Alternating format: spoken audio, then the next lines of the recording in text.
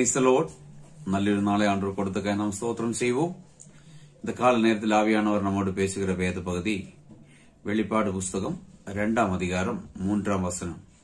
The book of Revelation chapter 2 verse 3.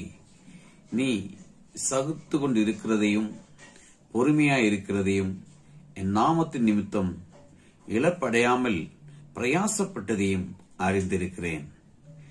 என்னை கேட்கிற தேவனுடைய பிள்ளையே, இந்த வசனத்தை கேட்கிற நீங்க ஒரு சிலராகிலும் இப்படிப்பட்ட கஷ்டத்தில் ரொம்ப பாதிக்கப்பட்டிருக்கலாம். அநேகரும் அப்படித்தான் இருக்கலாம். ஆனா கர்த்தர் சொல்லுகிறார், நான் சகலத்தையும் அறிந்திருக்கிறேன். இந்த கால நேரத்திலே ஆமேன், சகித்ததை அறிந்திருக்கிறேன். ஆமேன், ஹல்லேலூயா.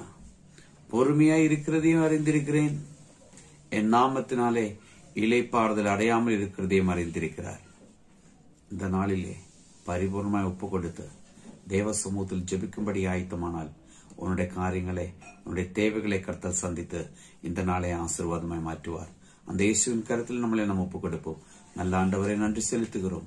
அப்பா, இந்த கால நேரத்தில் என்ன கேட்கிற ஒவ்வொரு பிள்ளைகளையும் இந்த வசனத்தின்படி பிதா குமாரன் பரிசுத்தாவின் நாமத்தில் விடுவிச்சு ஆசீர்வதிச்சு ஜெபிக்கிறோம். இயேசுவின் நாமத்தில் பிதாவே, ஆமென்.